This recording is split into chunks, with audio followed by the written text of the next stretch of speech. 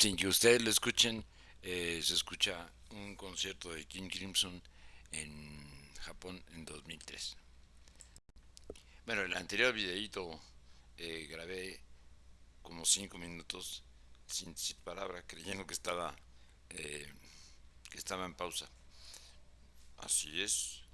Entre 2014 y 2015, como consta en mis blogs, eh, me quedó claro la, la clase política que había hegemonizado la vida del país desde la por revolución eh, moría por degeneración, sin remedio.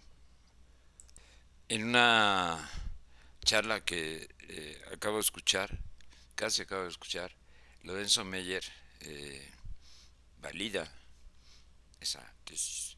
Qué bárbaro. Y coincide en otra plática que también hace poco escuché de Armando Bartra sobre que este es el principio. Bueno, no lo diría, Bartra no lo diría como el principio, sino sería como la segunda etapa o algo así. Y ambos dejan a la sociedad, al movimiento social, dicen ambos, y eso me extraña un poco de Lorenzo Córdoba, quien no parece a lo largo de su vida haberse interesado particularmente por los movimientos sociales. Pero bueno, lo planteas. Deja el, las siguientes etapas a decidir por él. Una personalidad como la que yo represento aquí de mero idiota es lo menos exótico en el México que me tocó, en el México urbano que me tocó vivir. Porque ese hombre errático eh,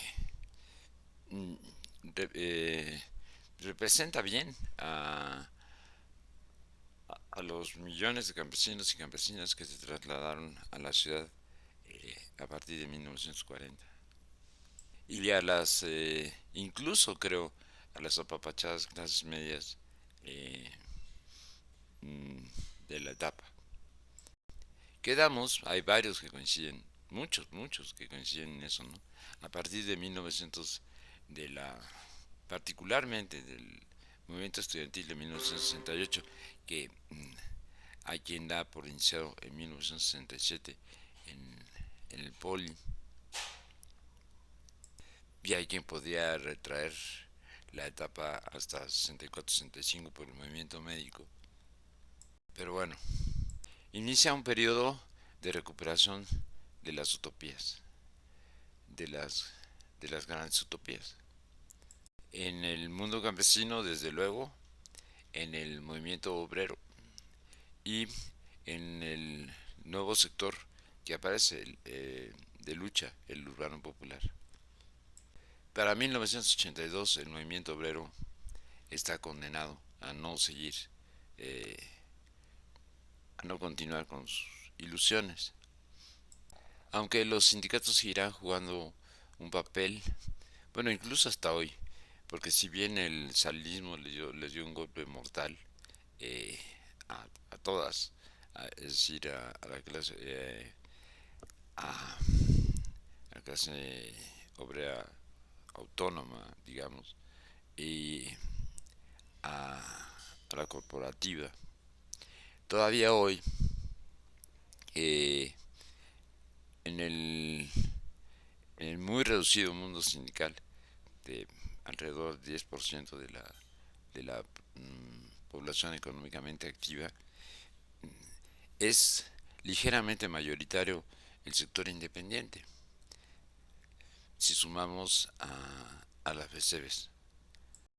Lo que sí se lo llevó casi la trampa, pero no del todo, porque ahí está el sindicato eh,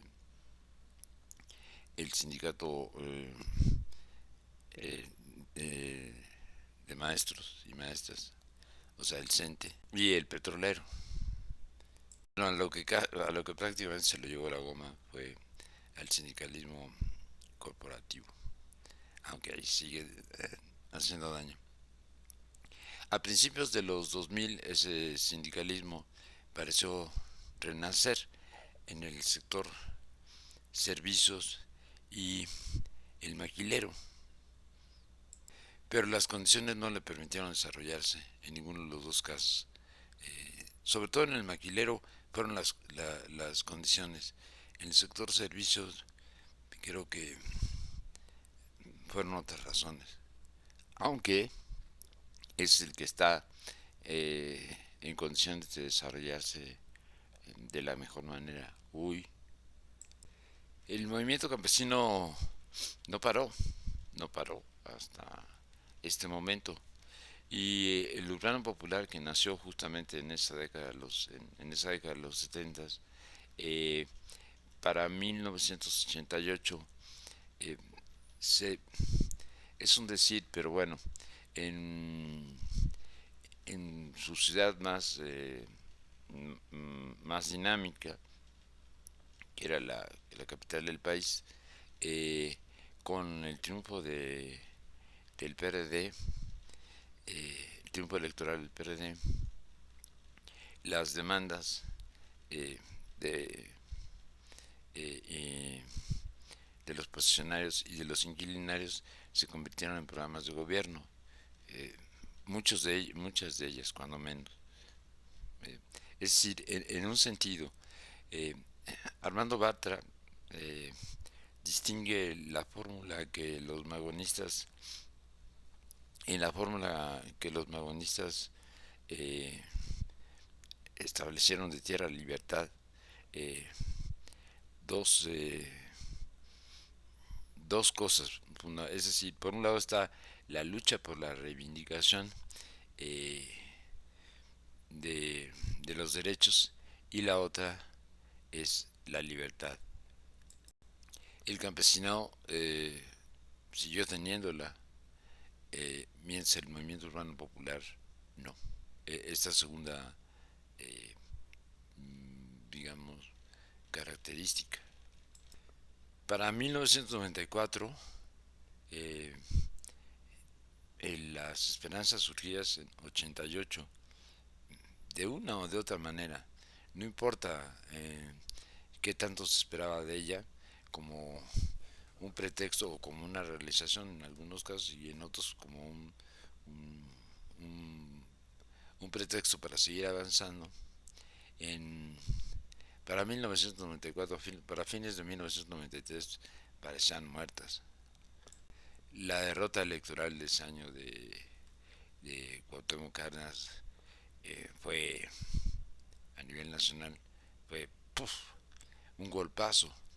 Tras solo 6 años de haber ganado en unas elecciones que luego fueron en las que se le, se le robó el triunfo por el fraude.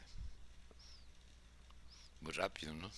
Y entonces, para sorpresa de todos, apareció eh, el Ejército Zapatista de Liberación Nacional y con él, por primera vez durante el siglo, reaparece el, la noción de indígena que había sido desaparecida desde la revolución por la de campesinado.